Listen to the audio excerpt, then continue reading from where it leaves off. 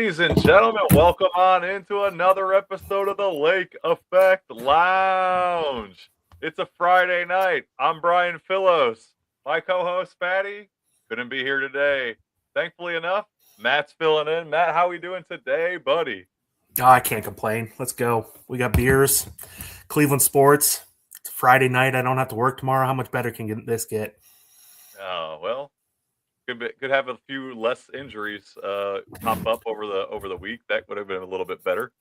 But I Right. know you've been monitoring the the combine closely, right? How's that been going in your opinion? Today I haven't really got caught up yet because I was going to do that tonight after the kids went to bed, which they just fell asleep, and then you asked me to do this, so I haven't got to check up with today's stuff. But Sonny Styles, oh my God, I think he just projected himself into a top 5 pick. That would be very good for the Browns. There's a very good chance there's going to be 4 Ohio State players going in the top 5 pick. I saw that. I saw somebody say that it's looking like Reese, Sonny Styles, Caleb Downs, and Carnell Tate. Yeah. That would be unfortunate, but that would be really nice to get. You know what? You know what would be bad is if we do get Maui Noah. Then I got to say that name so many more times. Every Sunday. God, I hope that happens. Those pregame shows are going to be so much fun. And we're going to have tackle Fatty's like, Brian, what is it? What is it? Casey's in here. Hey, Casey, how we doing? She was slated to originally be the referee because, as anybody who watches this show knows, me and Fatty, we can take the gloves off sometimes and get a little rowdy. So we weren't sure if that was going to happen between me or Matt tonight. So we'll just kind of tune in and see, right? Once the beers start flowing, maybe he knows how to pick at me a little bit, so we could have a little splash here. I know that sign you tell that lets me know I'm getting under the skin a little bit, so I know to dig a little deeper. Oh yeah, okay. Well, glad you're observant. A lot more observant than me. Oh, fight. Okay, you know what? She wants to see a fight, so we'll have to give it to her. Let's start off by talking. So obviously, in the Lake Effect Lounge, we usually talk anything Cleveland sports. There's been a lot that's gone on this week. And first off, let's start with the Guardians. There was some good news, some bad news. Why don't we start off, Matt? What are your thoughts on the Reese Hopkins signing? I don't know much about him. I know it's going to be a good addition to our bats, which I'm surprised we actually did something for once other than a pitcher.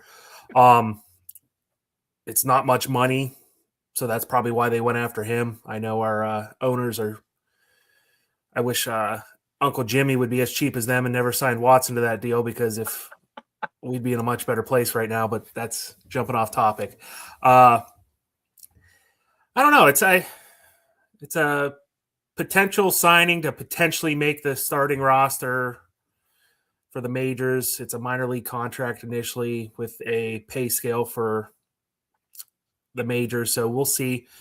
I'm assuming he'll make it in to the – I wouldn't say I don't know about starting rotation every day, but I'm assuming he's going to end up picking up. We need bats because that was our downfall last year. Oh yeah. Well, and he's right-handed, which pretty much everybody on the dang team is left-handed, so that's a good thing. He had a dang good year last year, but then he got injured. Has been a little injury prone. So in 90 games played, he had 66 hits, 12 doubles, a triple, 12 home runs, only a 237 average, 332 on base percentage, 416 slugging. So, if he's healthy, he might be one of the highest home run hitters on the team. We got to figure something out with DeLauder. Yeah. Injured already. I mean, anyway, it's starting to look like the Cavs roster out there already.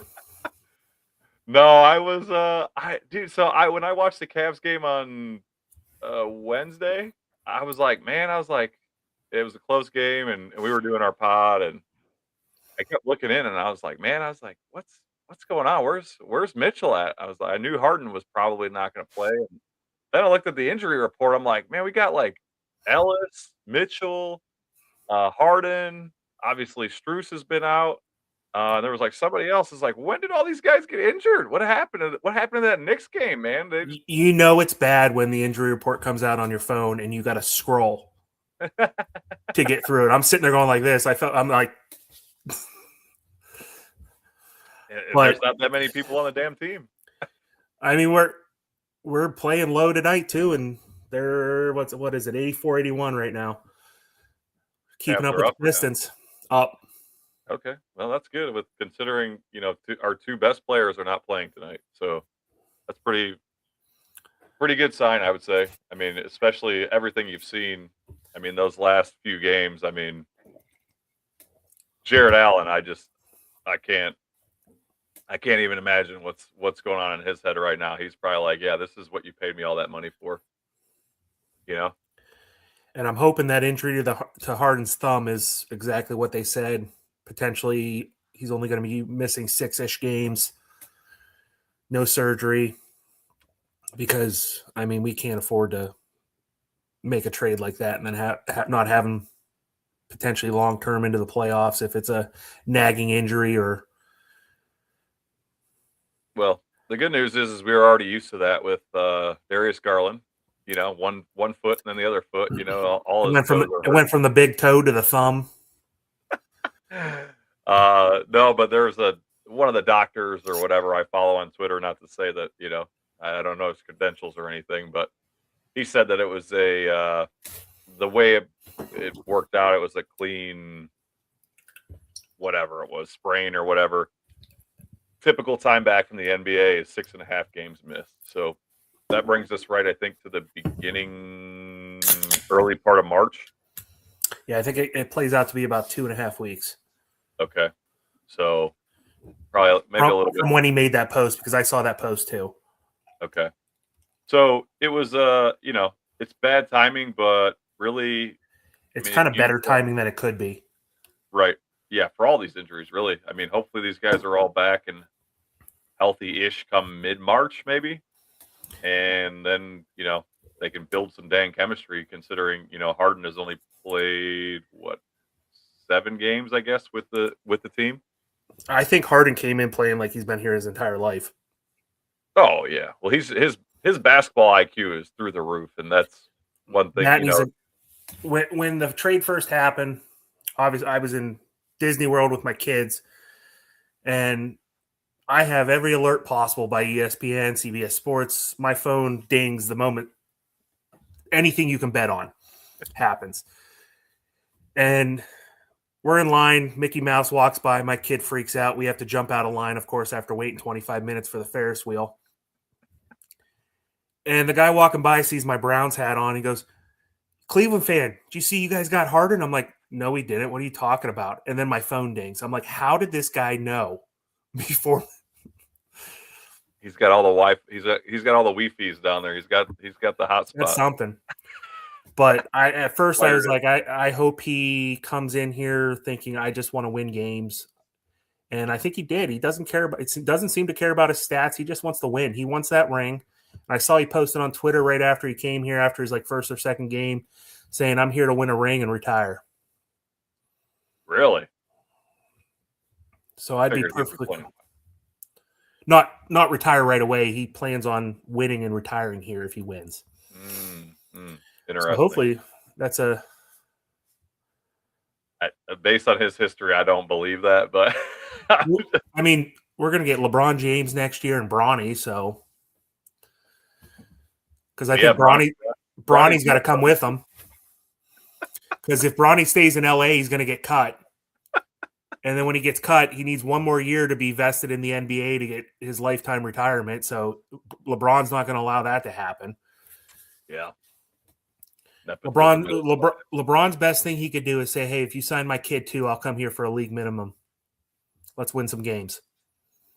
I don't think LeBron's ego is going to come here for a league minimum, to be honest. No, but less than what he's making out in LA. We can't afford that and keep the team we have. No, and they would be silly to do that. I mean, he's 41. 41. Did you It see just a layup last night? no, I didn't see it. Went for a layup, got stuffed by the rim. On Twitter, and they're like, he is 41. He isn't. He is human. Yeah, well, he made it a long time, man. I mean, he's got a lot of records, and he's a damn good basketball player. So, Can't beat the man. no, He won us the ring in 16. I was sitting at work when that game went through, and we get out. I got off at 10 o'clock that night, and we were standing in the parking lot getting ready to leave to go home. And the one guy had a laptop in his thing connected to a hotspot so we could watch the last of the game, watched them win it, and they all looked at us and said, let's go. We all hopped in the car, drove to Cleveland. We were there in less than an hour. That was the craziest. I mean, there was convertibles driving down the road, just tossing beers out to us. I didn't pay for one beer. I watched a group of people flip over a city bus on its side. There was a cop standing next to me, and I'm just staring at this bus go over, and he goes, you know what, this is a long time coming, just let it happen. He said, as long as no one's hurt, no one's dying, I don't care, just let it happen. So you guys were at work and then went downtown after the game? Yeah, I was working just north of Youngstown. Okay. We were sitting in the parking lot, watched the end of the game, watched them win, and we're out there screaming. Our security came out trying to figure out what the hell was going on because there's 30 people in the parking lot screaming. We all hopped in, there was 3 of us that drove. We piled 7 people in each car and just drove up there. Nice. I ended up staying at some random hotel over by the Hard Rock. Or not the Hard Rock, the Rock and Roll Hall of Fame. Oh, yeah. Okay. The one that just went out of business. So we had a little different experiences. So number one, Casey is saying you need to chug it. I'm on my 5th one. Leave me alone. So when I had a lot different experience when I watched that game. I think I had just moved to North Carolina the beginning of that year. So I barely knew anybody down there. And, obviously there's not a whole lot of Cavs and Browns and Guardians, Indians, whatever it was at the time, fans.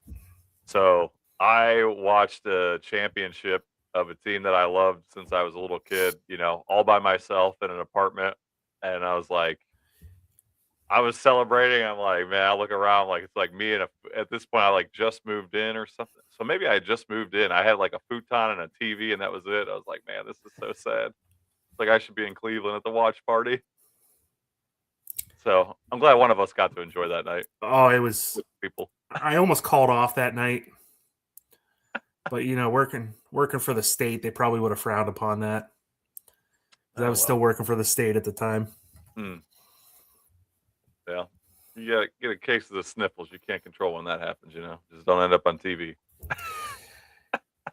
Well, the problem is the one guy that I drove up there with that same year when the Indians went to the World Series. He called off work for one of the games in Cleveland, got on camera because he caught one of the home run balls, and when he jumped up to grab it, he came down and shattered his ankle. So not only was he on TV after he called off, he broke his ankle. That's bad karma, I guess. Yeah. Speaking of the Cavs, what did you think of those creamsicle uniforms on Tuesday night? Did you? I have the same color hat, but it's one of those Lucky Golf hats, the Lucky Golf Company. I almost wore it, but I'm like, no, it's not going to go with the Browns jersey. But I don't mind them because I enjoy the Buccaneers creamsicle jerseys. I enjoy those. I like the different stuff like that. Dude, I couldn't. I was like, man, what are we like? It's just so different. I was like, man, I don't know. It just made me want a creamsicle. It was just too weird for me. Just too weird. I'm like, wine and gold, and the Cavs are a team where dude, they changed their color scheme so drastically. I wish the Browns would do that. but they I, don't, I right? They I want stick. something absolutely crazy, like a dark gray with orange highlights or something like that. Sure, like something that you could wear a hat and it could actually match some other clothing that's not brown and orange. Oh, That would be awesome. everything I own is either Ohio State, Indians, Buckeyes, or Cavs. So Yeah. Yeah, no, I mean, it was just weird, to me, like, it's like, okay, you got the wine and gold now. You used to be, like, what was it, like, navy blue when LeBron was here last time, like, navy blue, yellow, and red dark red. Then you had, like, what was it before that? It was just the maroon and yellow, and then you've had, obviously, the classics, like, for when we were younger, the blue, that, like, electric blue or whatever with the black and the white and the orange. It's like they just change. They're so all over the place. So when they do these like one-time things, I'm like, dude, there's just no consistency here. that is why Dan Gilbert has so much money.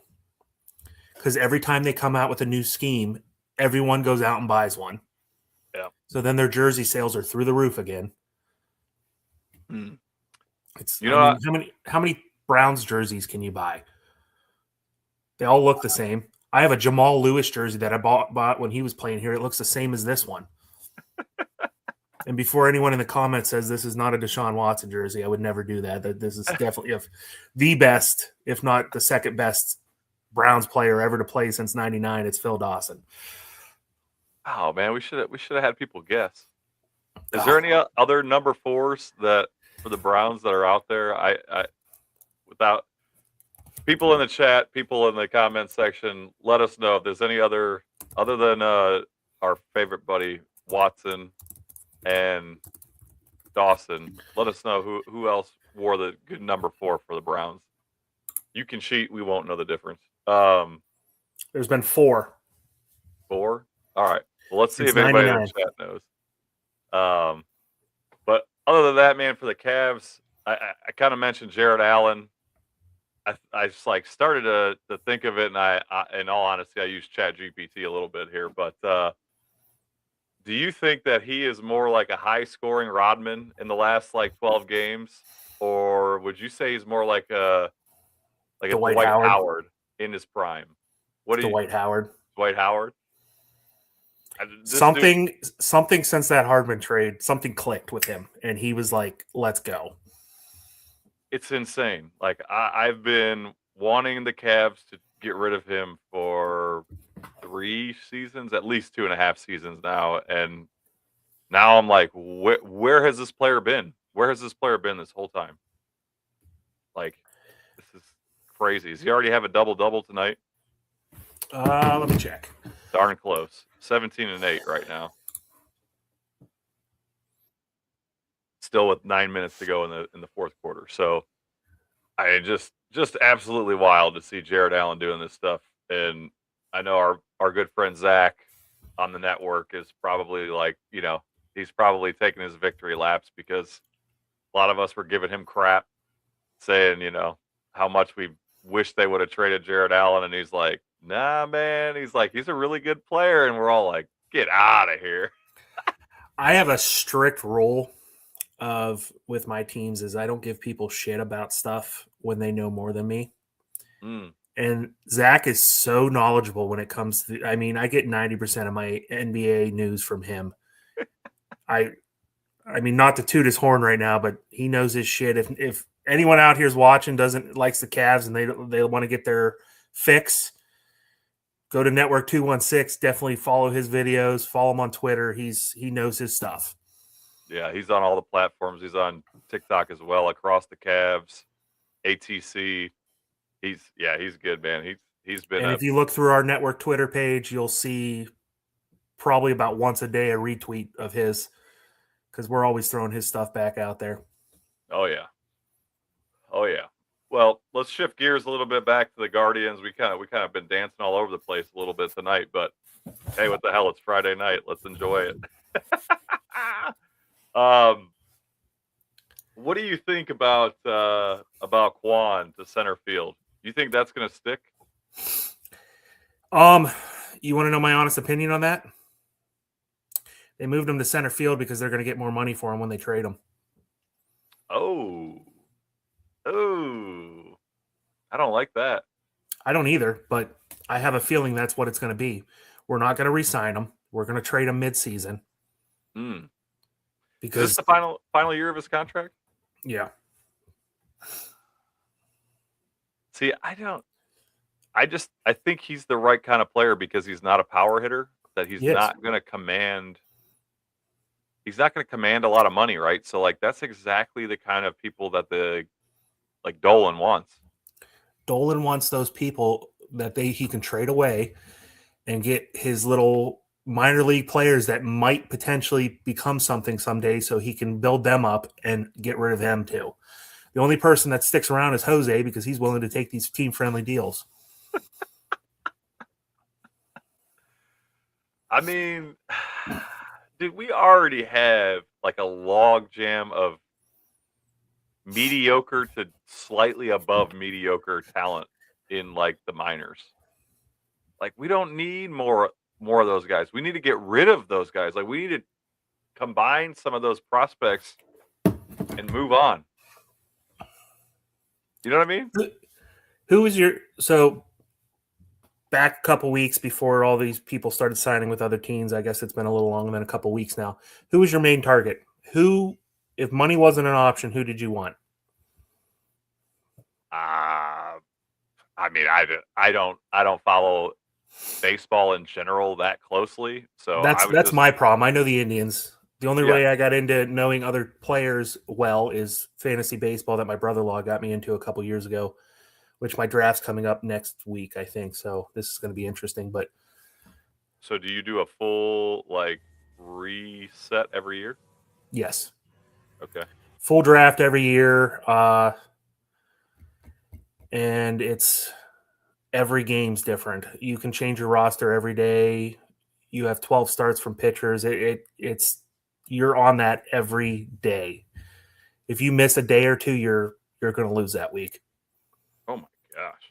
which I love. I've been a diehard fantasy football fan for I've been running my league for 17 years now. Hmm. And I love baseball fantasy better than NFL fantasy now. Really? Even though you Oh have to yeah. put so much effort into it? That's what I like. Okay. It keeps me Interesting. busy. It gives me something to do every night. Because I set my rosters on Wednesday night and I don't touch it again until Wednesday night Hmm. in baseball in football, but Yeah. it gives me something to do at night. Hmm. Yeah, I guess I was trying to find. I know Shaw put together a really nice list of like prospects, mostly right-handed people that would fill like the outfield positions. Um, and I'm struggling to find it right now, but I was just kind of like hoping. I was like, man, I was listening to the Guard cast, and they were like, man, we will really have like the Guardians have 30 plus million to spend just to get to 100 million for the year. And they're like, it seems realistic. I was like, okay, I'm gonna hold off. I'm gonna not bash on the Guardians this year. And then it just kept waiting and waiting and waiting, and more people got signed, more bats got signed, more bats got signed. And then here we are signing Reese Hoskins to a minor league $1.5 million deal. I'm like, so there's And the a crowd very and the crowd went wild. yeah, we really did. Honestly, it was just like, we got somebody, yes. I mean, I found out about the thing because the group Twitter chat went off and my phone dings and all it said was Brian and it said let's fucking go and I'm like, we signed somebody. Let's see who we signed. Oh man, it was. Hopefully, it works out, right? Like I think what I understood from especially the interview they did with Hammy is like they're just banking on these young players to finally take that leap, right? They're banking on Manzardo. Dude, they're going to be if the Clase and Ortiz. No, I'm just saying it's all about whoever's cheapest. They want the But best bang for the buck. they're already like the lowest. They're going to be the lowest payroll in the MLB if Second behind even Pittsburgh. with Reese, huh? I think second behind Pittsburgh. They're going to be second. what about after Ortiz and Clase come off the books? If I they think come we're off still going to be second. second, okay. Unless what's Paul Skeen's contract? Is he still on a cheap deal? I honestly don't know. Again, I follow the Guardians and almost nobody else, so I couldn't tell you. That's another thing. Like you get the Pirates, minus Jacobs Field. That's probably one of the nicest baseball stadiums I've been to watch a game. Oh yeah, I want to go there. I've heard a lot of good things. It's great, but they don't spend money. Yeah, but we're about the same population. We're mid-market team. We're not a low-market team, but well, they're not spending money. You're right about that. It's unfortunate, really. I mean, it's kind of sad. Like, I put together a skit, a little teaser, I guess, for TikTok. Fans of mine, like, I mean, you think about it. Stephen Vogt comes in here, first year, very low payroll. I think we were like 23rd in payroll or 25th in payroll, maybe. Comes in, takes that team to the ALCS, like year one.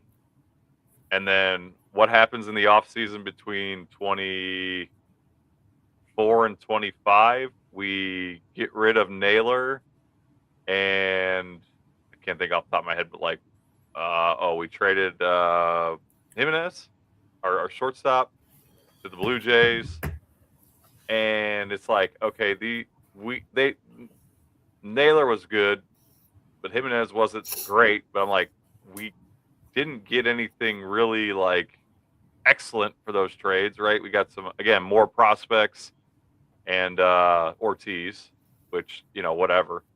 But it was like, okay, so really we got worse from a paper.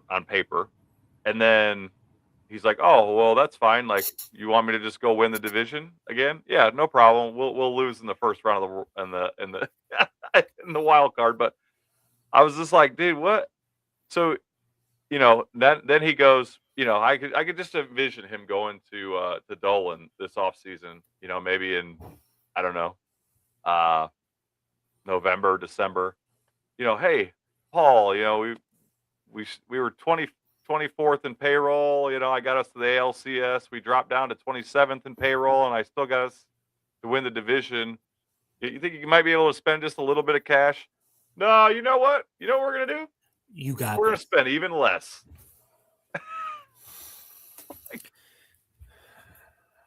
I mean, it's the life of a Cleveland fan. It feels like, I mean, minus the Cavs, it feels like our owners just, it's a business for them. They don't give two shits about the fans. Oh, no. Which is weird because their egos, like, you think that those people get into it to win, right? Like, that's what they want. I mean, look, what did Jimmy buy the Browns for? Was it like $1.3 billion? I don't remember. The team's valued at $6.5 billion now. Look at that return on investment. Oh yeah, but that's if you sell. If he holds on to it until he's in the grave, what does it matter? His family's going to be loaded. His family's already loaded. Oh, they're going to be even more. I mean, some of his businesses aren't doing so hot. I mean, have you been to a Quaker Steak and Lube lately? No, those are like Kmart's, man. Those things are shutting down fast. Oh, I got a bunch down here still. Oh, really? I grew up 10 minutes from the original one. Okay. Well, before they sold out to Jimmy. Well, speaking of Jimmy, let's switch gears to a team that we both know very, very, very well. The main course, if you will. Where do you want to start with the Browns? What do you want to talk about the Browns tonight? What's your favorite thing going on this week? You want to talk combine? You want to talk free agents, possible trades? Where do you want to start? Let's go trades. Okay. So you mentioned in the chat today, I think you thought that Marvin Harrison was getting traded. Well, I saw a bunch of stuff on Twitter. And the first one that I saw, I'm like, okay, this is fucking fake. This ain't happening. And then it was just multiple people were posting about it. It wasn't like a retreat of the same dudes posting the same thing. It was multiple people Mm-hmm. that the Browns were in the works with Arizona for a potential trade for Marvin Harrison. And then I saw the details. Everyone was saying the same thing on what the Browns were going to give up for it. And I was having a mini fucking stroke because Marvin Harrison, I mean, Buckeye true and true. He's generational talent. He's in a shitty situation in Arizona. I think any team in this league he goes to, minus Arizona right now, I think he's going to balloon. But they were having us give up pick 24, and they said a third rounder this year, which would have been our 70th pick Mm-hmm. for Marvin Harrison, Mm-hmm. which is great. I mean, that's definitely going to – I mean, our receiver core is going to go through the roof after that. I mean, we're going to be so much better. But my problem is it worth it? Because those offensive linemen or wide receivers that we could pick up with those two picks, are they going to be as good as he's been playing in Arizona? I'm not saying his potential. But also you got to come down to it. I mean, as much as I love Shedeur just like you, I mean, wrist up. I don't know if Fatty's watching. I know he's busy. You're going to have Shedeur Sanders throwing the ball to him. It's a learning curve. So this first year is going to be – is he going to – I mean, I've never once heard Marvin Harrison throw shade at his team about not getting the ball. I mean, I'm not an Arizona fan, so I'm not – we don't hear as much about players on other teams getting pissed unless they're top star players like A.J. Brown or somebody like that. But, I mean, if we take Carnell Tate at 6, if he's there, Mm-hmm. and at 70 we get a decent offensive lineman to rebuild that, is that worth more than a Marvin Harrison? I mean, I would think that if you are if you're trading away the number 24 and 70,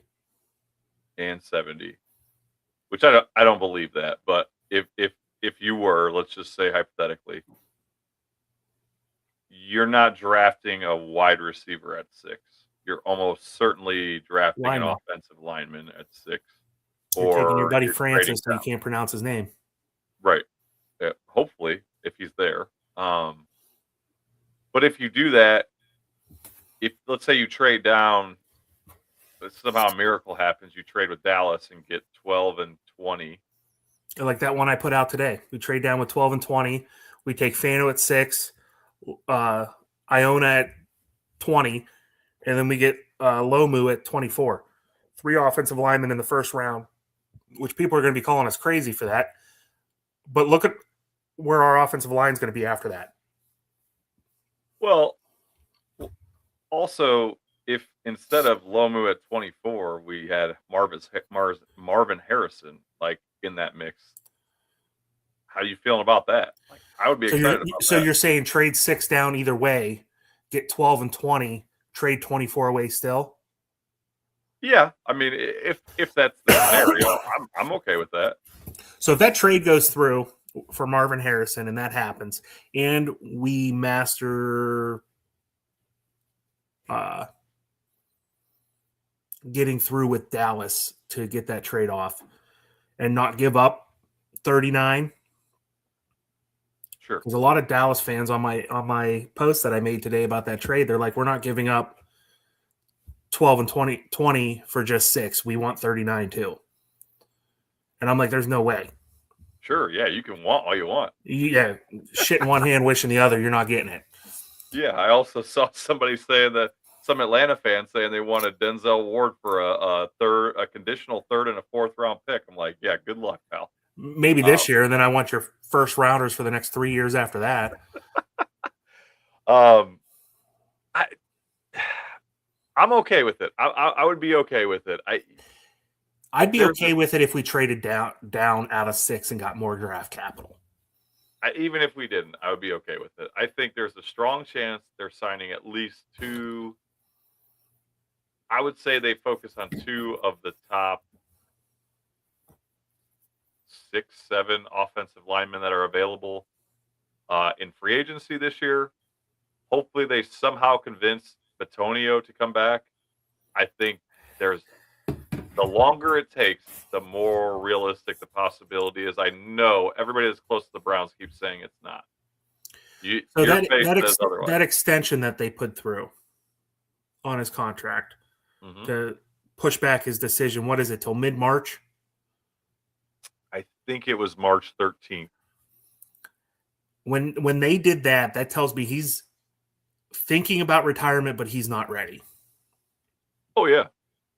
Well, and Joe Thomas said it several times on multiple platforms last year that him and Joel had serious conversations, and Joe Thomas said, "Dude, like, if you're wavering, like, you're gonna like play another year."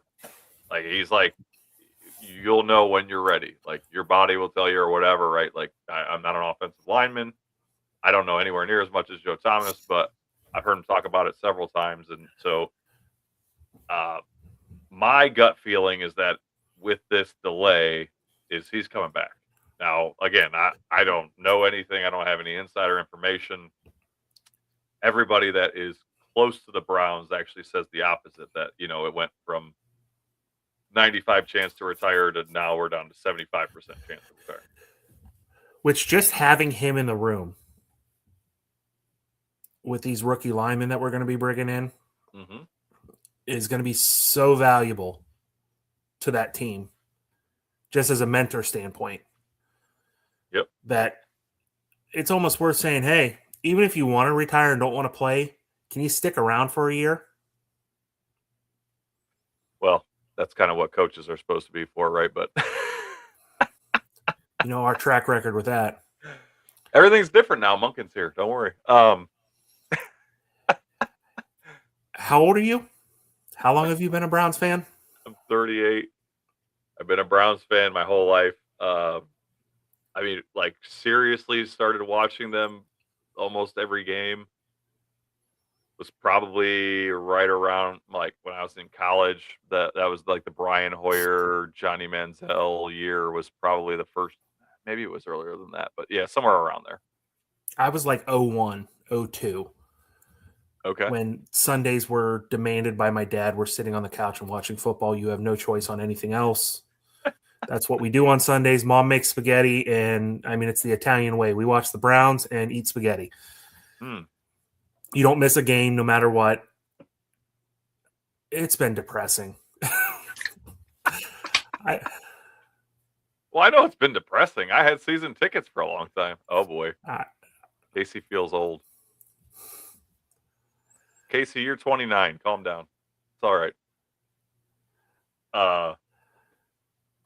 Yeah, I don't. Like I said, circling back to the whole Marvin Harrison thing. I think he's a way better player than I agree. we've seen.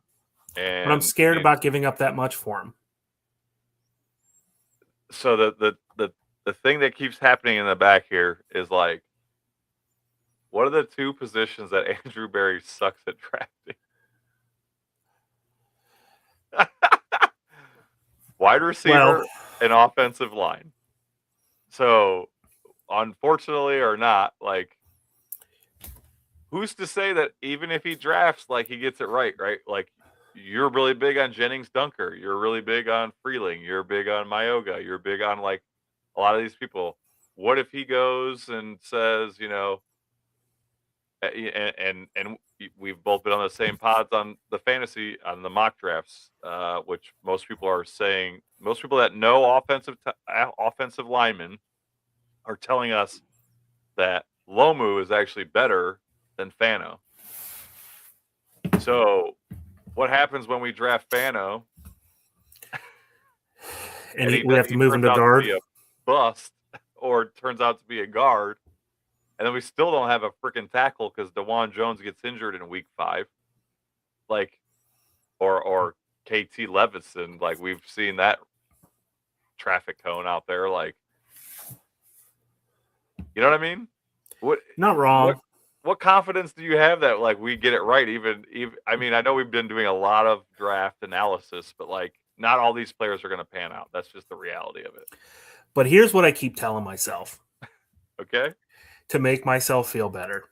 I am 100%. I'm actually believing this because I've seen other people post about it after I thought about this. But I think last year was Barry's first year of actually making decisions on the draft. Prior to that, I think it was all DePodesta. So is Andrew Barry really that bad at drafting players, or was it DePodesta?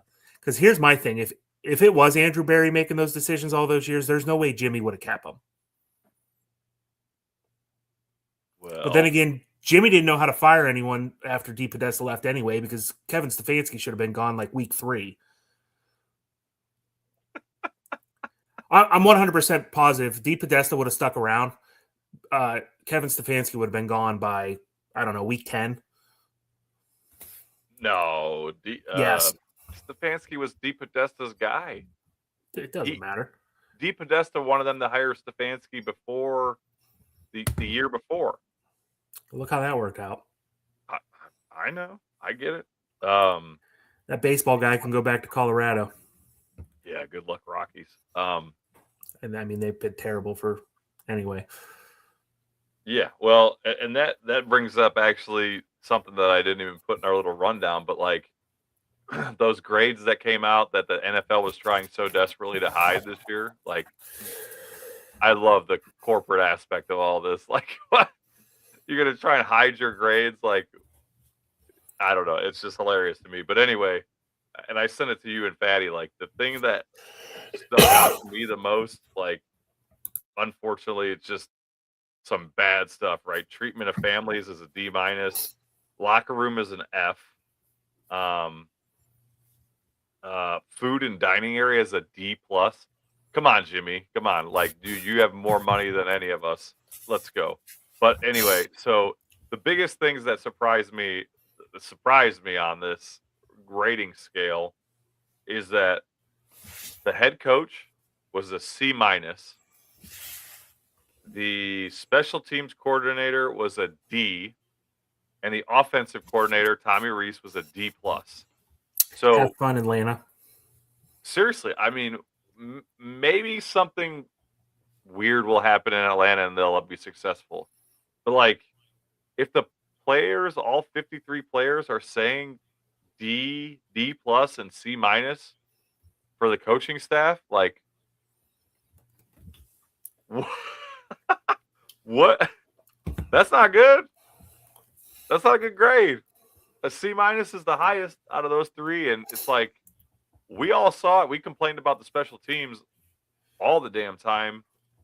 We thought, and I thought on the offensive side, it was because we didn't have any talent. But I think the players are saying, no, that ain't it. Well, what's funny to me is, what was it, like week 13, week 14, when the Rams fired their special teams coordinator? And I blew up in the chat, like, what the hell? The Rams are winning, and they're going to fire a coach, but we can't fire anybody. Yeah. Like, and then what do the Rams turn around and do and steal our, not steal, but we didn't want him back. He wasn't coming back. But then they took our special teams coordinator out to there. I mean, he's a lower position now, but bye. I mean, Swartz had an A-. Well, and they wanted to keep Schwartz. Like, that makes sense. He's a good coach. We all knew. Like, we watched. They should have went in and told him, listen, you're not getting the job before you even interviewed. We want to keep you, but we're not going to put you through this. You're not going to be our head coach. If you want to stick around, you're more than welcome to. But this is what you have to do. You have to be the defensive coordinator. Don't put his hopes up, and then he went and pouted and quit. Again, I've said it multiple times. The way he handled the exit, like, just shows that he wouldn't have been a good head coach, in my opinion. No.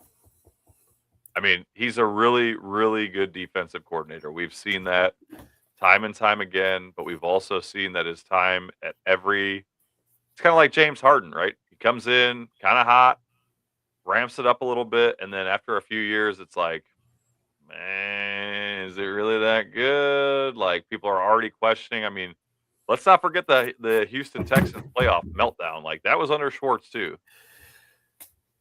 Like Yeah. There was also like, I think about times like the 4th and 1 for Baltimore when the game was on the line for the most part. Yeah, I guess not for the most part. Like it wasn't on the line, but it was late in the fourth quarter, and Mark Andrews on 4th and 1, instead of sneaking it up the middle, goes around the entire defense and goes and scores a 35-yard touchdown as the running back. Like, I just it was not unflappable, his defense. So as much as everybody wants to give him praise, you're on mute. You hit the mute button somehow. Whoops, my bad. I mean, he had his downfall. Sorry, I was loading up on beers. I didn't want everyone hearing the cardboard box. I had it refill. I mean, he had his down moments. I mean, our defense have had their down moments. I mean, how many points did we give up to the Titans? Oh, boy. 38, 39, something like that. Not pretty. They just kept running the same damn play. Myles Garrett, I'm going to run up, try to get to the quarterback, and what is Cam Ward going to do? Oh, just throw a little screen right over where Myles Garrett should be if he's holding his gap, and then we get 15 yards. I mean, that was also during the time frame where I was bitching to you guys. I'm like, I want Myles to get this sack record. But all Myles is worried about was the sack record at that point. He was 10 yards in the backfield every play. They were running the ball through his hole every play. Well, and honestly, like, we all love Myles Garrett. Like, we're not going to sugarcoat it here, right? Everybody loves Myles Garrett, but I mean, he didn't want to be here, right? Like, let's just be honest about it. Like, he didn't want to be here. He wanted to trade. He wanted to go play for a team that was competitive, but he didn't have any leverage.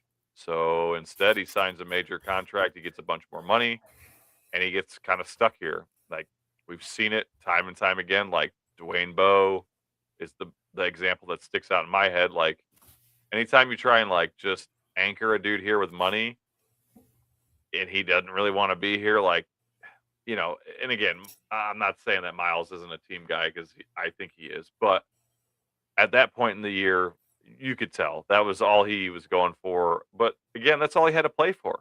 Like, we weren't going anywhere. We weren't. Well, that was like the last 3-4 games, and we were already. He had one potential that he could master. I mean, he wasn't making the playoffs. They weren't winning games. He could go down in history as having the sack record, which I'm glad he got it. I love Myles Garrett to death. I don't want him to go anywhere unless someone's going to throw 4 first-round picks at us, but that's a different story.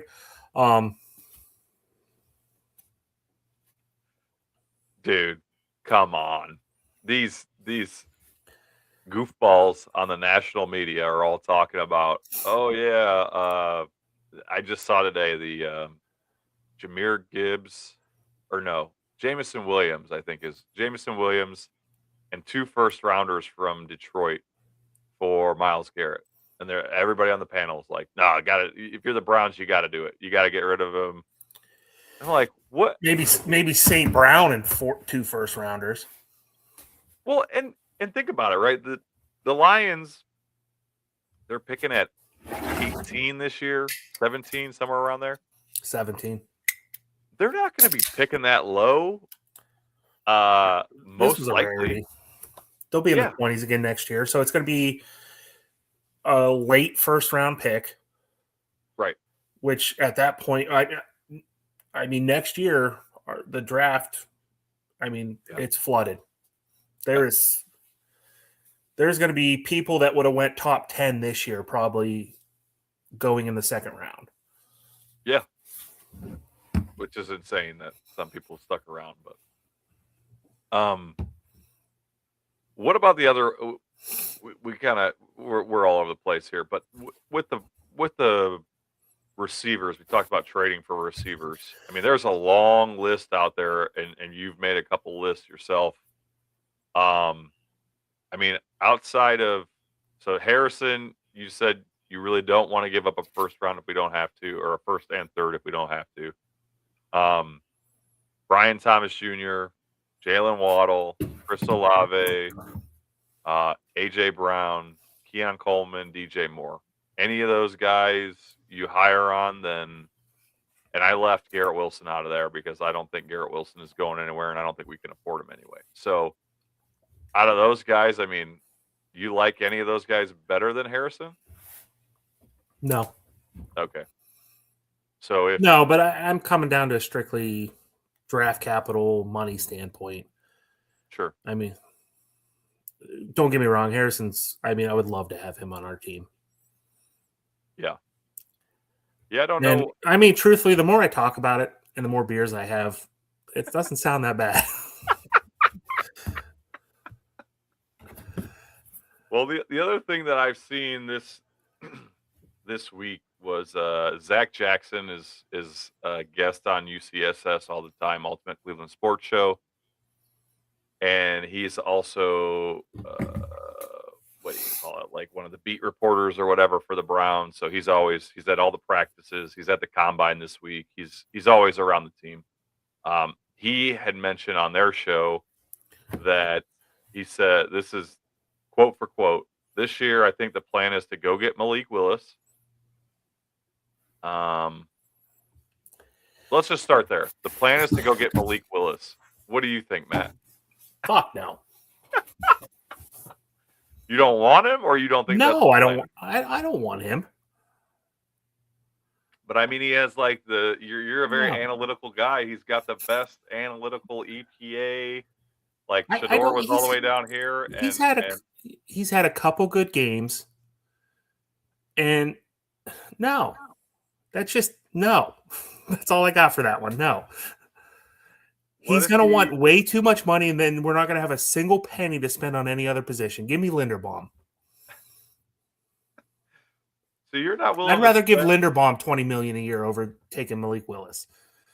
You're not willing to spend almost all No. of our free agent money on another quarterback. No.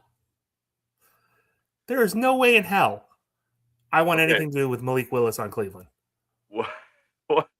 What if he's not that expensive? What if he's only like $10 million? Because there's not that big of a market for him. You going to give us a hell of a deal and play for us for $5.5 million? Cool, let's go. So we can still get Linderbaum for $15 million? Well, you're not getting Linderbaum for 15, I don't think. But No, but it's a start.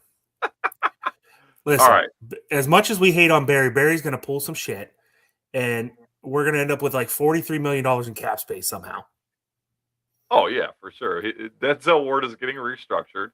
We're going to kick the can on Watson. It's We're pretty going to be much playing. already written. But what is it? Bobby Benito? Is that his name? I'm probably getting that name wrong. But Is that right? I think Bonilla, whatever it is. that's all right. We're going to be paying for that dude until my kid's in college.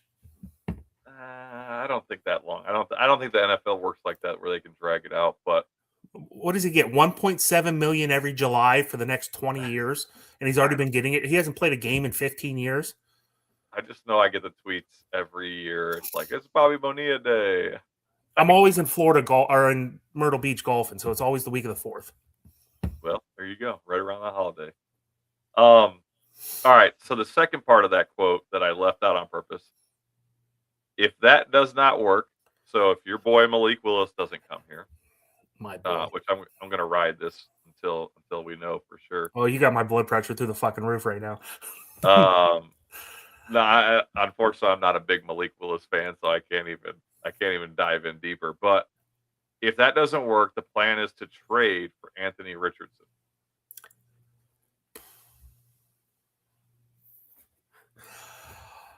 So Anthony Richardson, he's injury prone, but he's young as shit. He's younger than Shador. Yep. But he's also another one of these college guys that had, 12 games experience before he got drafted in the first round. What pick did he go? 4th pick to the Colts. Was it 4th? 4th overall.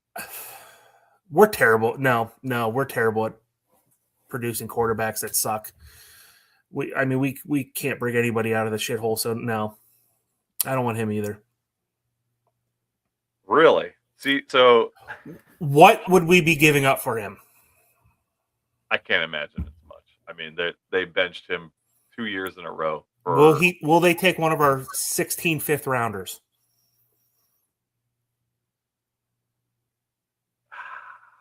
I don't imagine you could go that low, but maybe a fourth. Would you give up a fourth?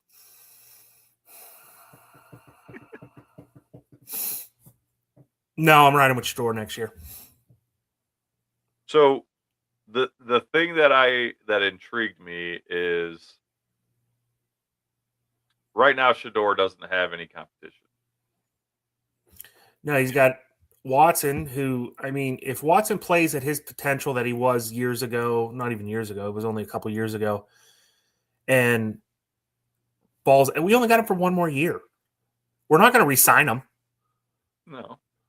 But There'd again, be people on Jimmy Haslam's front yard with fucking pitchforks if we re-signed him.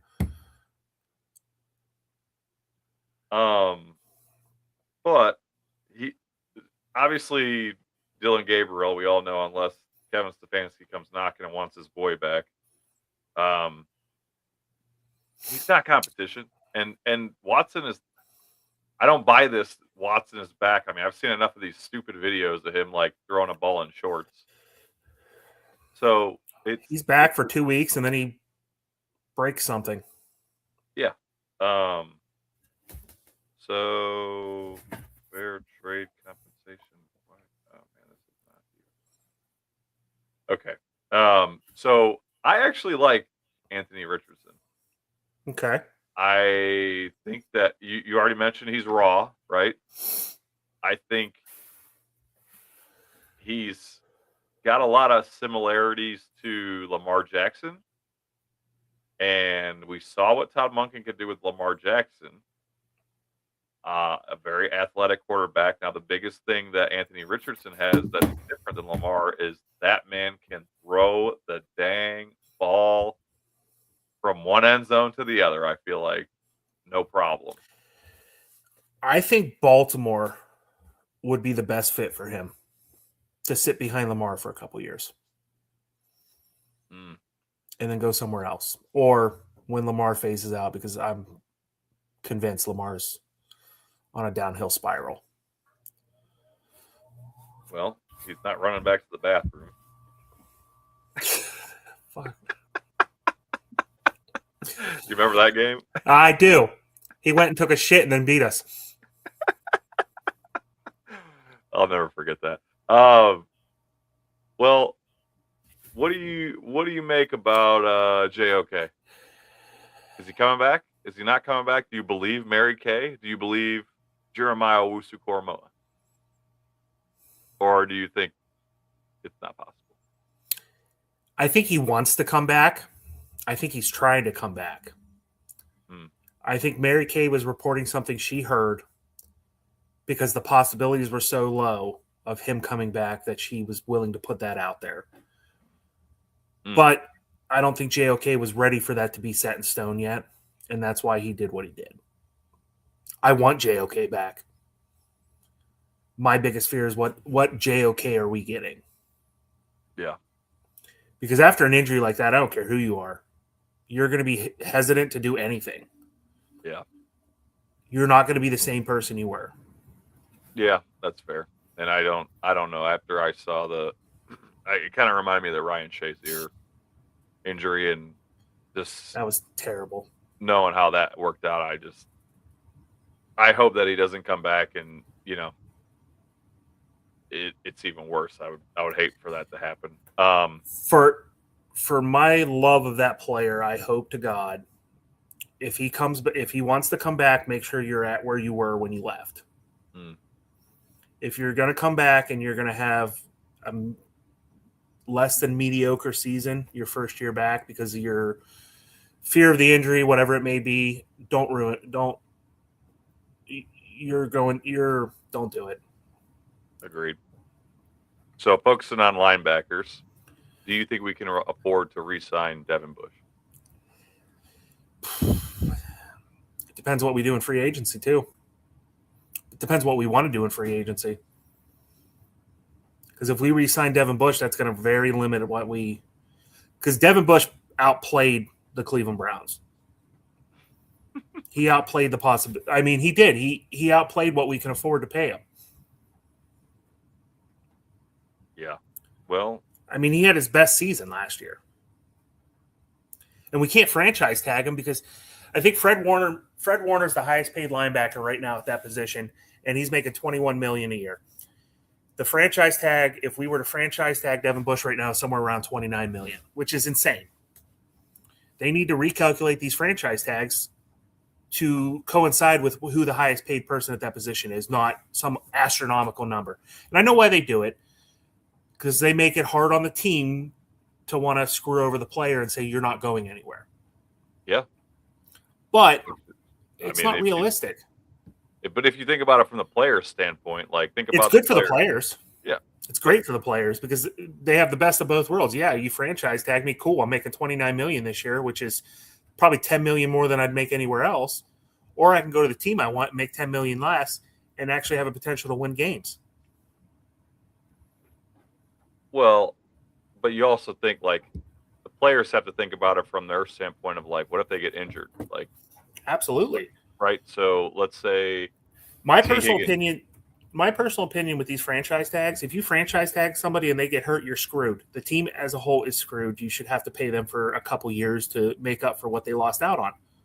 If they were going to go somewhere and sign a 3-year contract, you owe them 3 years of what their rate would have been beforehand. I like that, but I don't think that. I mean, that's not how it works. No, it's not. But I've union through and through for 15 years. I know. Well, sure, but they don't care.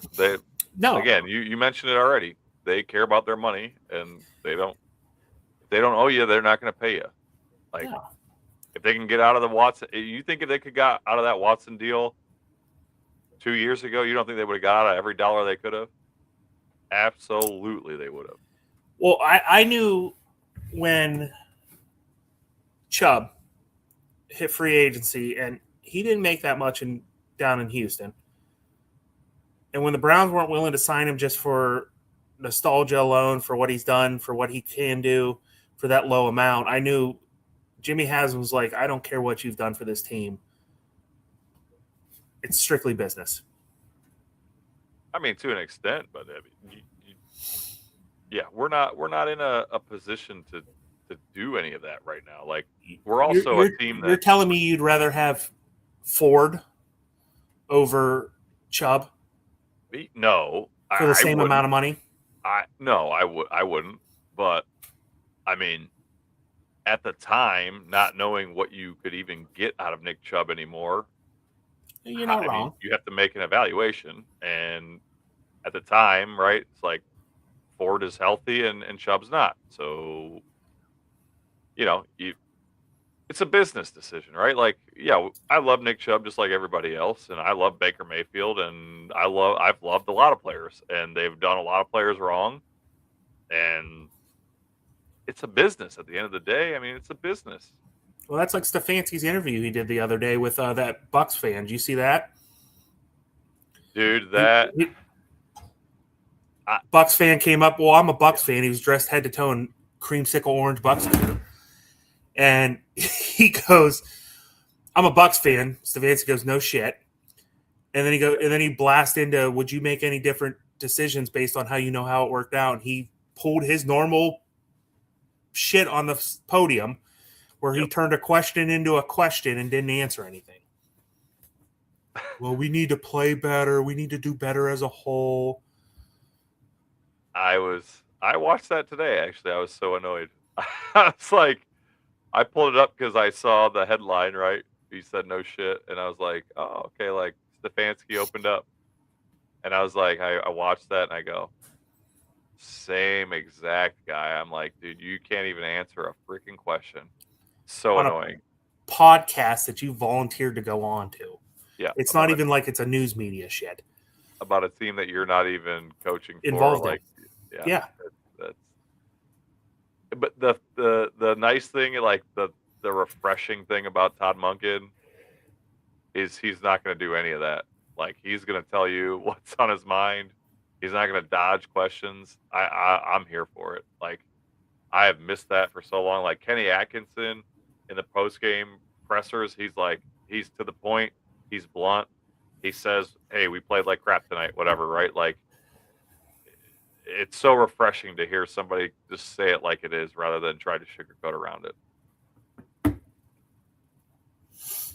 But as far as the Browns go, if they just restructure Watson and Denzel Ward, they could create almost $50 million in cap space. So you could have your Linderbaum, Walker's expected 18, 17. You could have two of them. You could have Linderbaum and Malik Willis. No. If we're going to spend money on a position, I want give me a wide receiver. I'm drawing a blank right now. What's his name from Indianapolis? Pierce. Yeah, I like him. I like him a lot. What about Emerson? What do you do with Emerson? Martin Emerson, cornerback. We obviously traded Newsome for Tyson, and Tyson obviously it seems like a much better fit. What do you do with Emerson this year? I mean, are you signing him to like a 1-year prove it deal? What do you think? You're the Browns. I really wish free agency was after the draft. That's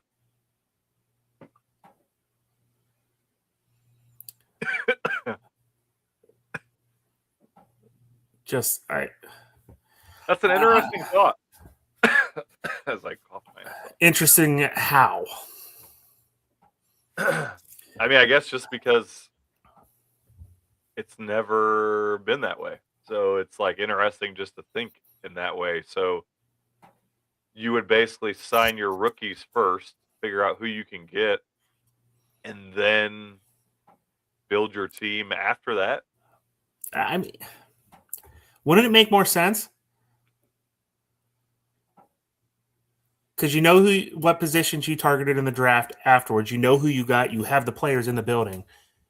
And then you know who of that list of free agents are mandatory you have to re-sign because you didn't get somebody that's going to be potentially being able to fill a spot on that field.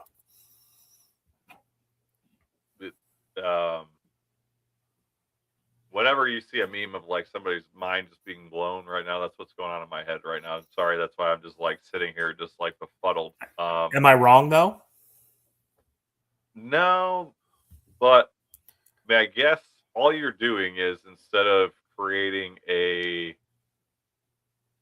more of a need to like draft a player higher than you might have drafted him because of a positional need, you're just paying more. You're moving the pain somewhere else. Yeah.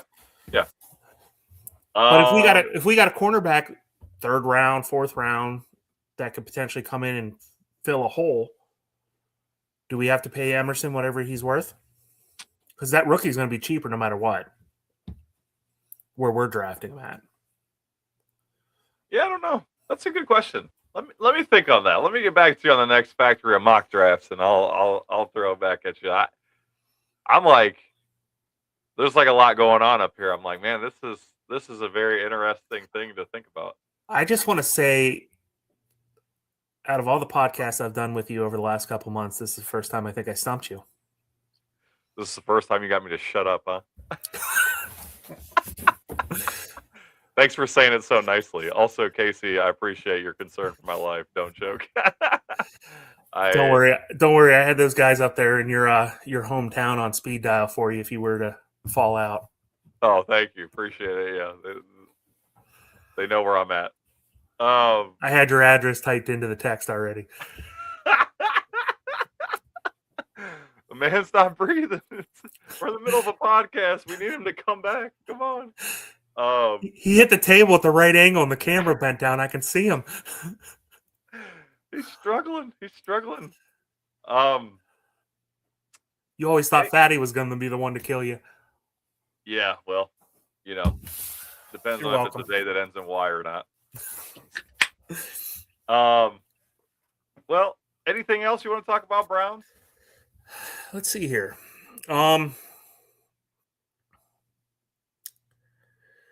So here's an interesting one that's popping up all over the place right now.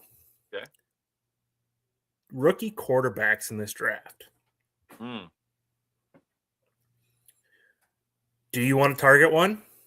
And if so, how soon? I don't think I can be. I can take my glasses off for this one. I think I'm biased. I want Drew Aller. Like I would love it if the Browns picked him up in the second or third round. Like The fan side of me is biased. I would like him on our team. But what so do we do with him? here's you let him develop. You let him watch and you let him develop. I mean, Behind Shador? whoever, let him sit for a year at least, and just learn the NFL like Shador was supposed to. Allegedly, I don't know. That whole thing got messed up drastically, but I mean, the kid's 6'5", 236 pounds. I've seen him play. The last time I saw him play was in high school. Okay. And he was slinging it then. Yeah. And he only improved since then. He was like Medina's. Probably would have been a top 5 draft pick last year if he would have came out. Yeah, I was actually hoping that he would come out last year so that the Browns would have actually drafted him, but we would have took him at 2. Not had a 24th pick this year, and not had Graham. Fine with me. But like I said, I'm biased, man. Then again, we wouldn't have Dylan Gabriel or Shador on the roster at that point either. So we wouldn't have been in that quarterback hell. Yeah. So the seats that we had, my dad had season tickets for the Browns for a long time. His dad handed them down to him. He then handed them down to me. The seats we had for a long time, Drew actually, his family had the seats directly in front of us, one row in front of us. So I have seen Drew. You know, I don't know him. I'm not like friends with him or anything, but I've seen him just like interacting with him in the stands. But I saw him when he was like, I don't know, maybe like 5-6 years old. And then I saw him, you know, as a short little guy, then grow all the way to this 6'5" guy who's standing in front of me. And now even with the staggered seats, I can't see over the him. freaking game. And you're not short. You're I'm taller also than me. not short. Correct. So I'm like, you know, again, I'm biased. I know him. I know his dad. You know, he played tight end for Michigan State. And you know, 4th rounder. Sure. I like I said, I would go 2nd, 3rd, whatever. I would be happier than Clam to see him in a Browns uniform. You're going to take him at 39. Listen, you just said last year if he was drafted, he would have been drafted in the 1st round. Again, I'm biased. I'm biased. I will say that I'm biased. But like, is that the only quarterback you'd be willing to take that high?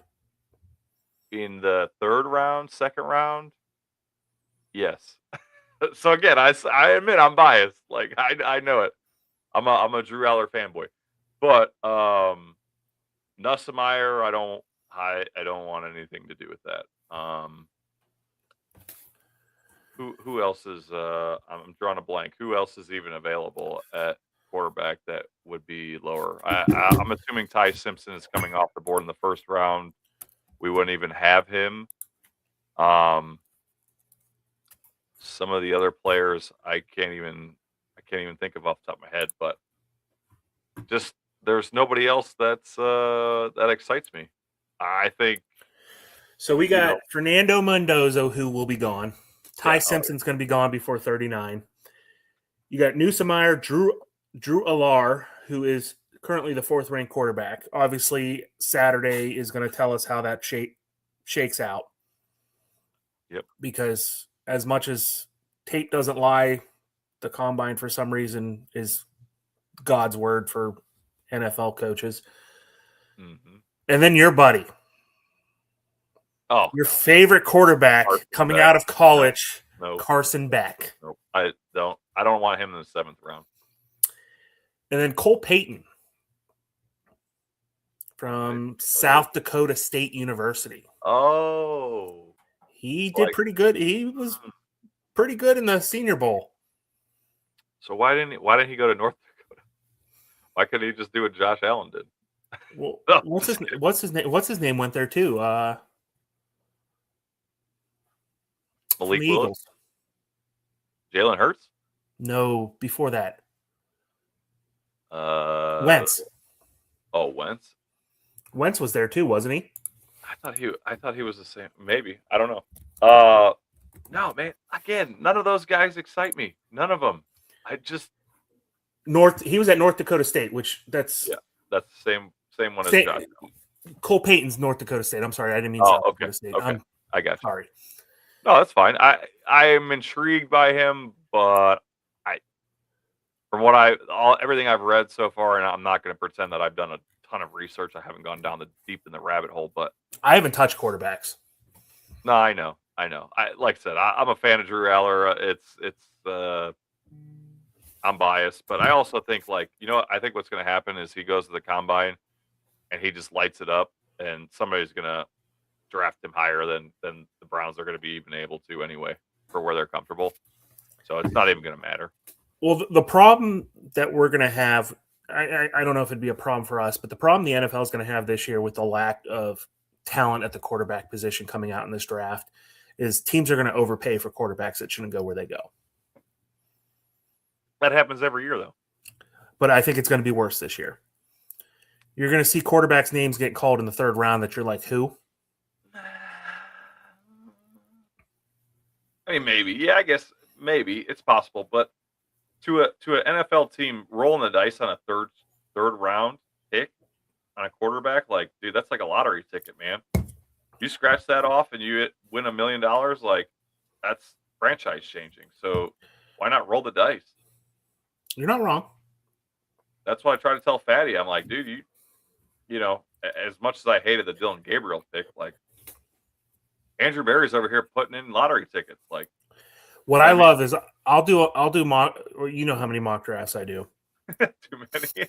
I post probably about 3% of the ones I actually do, but I'll post one, and I don't touch a quarterback in the whole mock draft. Every comment, oh, you need a quarterback, you need a quarterback, you need a quarterback. Who's going to be your quarterback? And then I'll post one where I take a quarterback in the 5th round, and they're like, why the fuck are you taking another quarterback? I'm like, first of all, I can only do so many mock drafts where they're in the same players go to the same teams every time, because otherwise I'm losing my mind. But I mean, you can't win. You can't. No, win. But it's just, do we do it? Do we not? I mean, I guess we got to weigh who else is available on the board at 4 in the 4th round. Yeah. Because if you got some of these stud defensive players that are still out there that we could potentially pick up and use as backups and fill-ins for when injuries happen, I don't know if I'd do it. I don't know.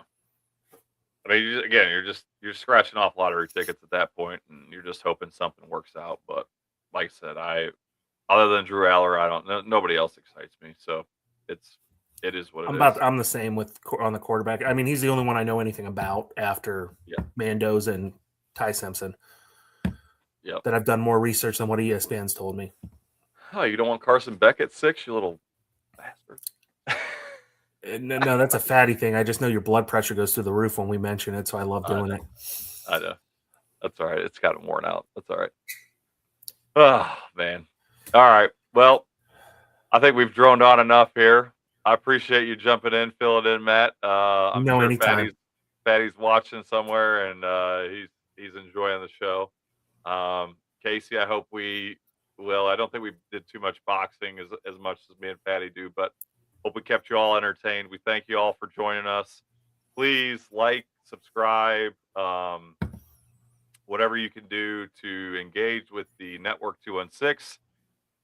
It will help for us to reach out to other people that also love the Browns, the Cavs, the Guardians, all of it. So we appreciate all of you. Matt, anything before we get out of here? I don't got much. Hopefully, I'm excited about this weekend with the Combine. We're going to have a lot of stuff coming out on the network based on the Combine news coming out in the next couple of days. See what happens. Obviously, our next Factory of Mock Draft show is going to be a little different based on these Combine numbers, because I think we took Sonny Styles at 19 in our mock draft Wednesday night, and then Thursday he comes in and kind of proves that he's like generational talent. We'll see. He's still a linebacker, so I'd be hard pressed to see him drop out of the top 10 now after that performance. That's fine. We'll see. We shall see.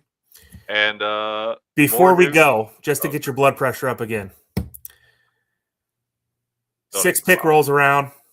Arvo Reese and Sonny Styles are still on the board. What do you do? Trade it down. Trade down. I can't even catch you on that one. I cannot. Again, I just you can't keep doing this to me every year. You can't keep selling me on this every year. It's like, sure they can. You're driving. You're not going anywhere. You're driving this nice BMW, and it's got all the features and bells and whistles and the big screen, and the damn car talks to you and buckles your seatbelt for you and drives for you and rolls the windows up and down when you're not comfortable. And it's like, oh, but it doesn't have any wheels. Like, are you watching the Cavs game right now? No. Or do you have anything on? It's 119, 120, 115 left in overtime. Gosh, what a long game. All right, well, go watch the Cavs. We appreciate you all for joining us. Have a good night, ladies and gentlemen. Jump in on more Lake Effect Lounge podcasts moving forward. Good night.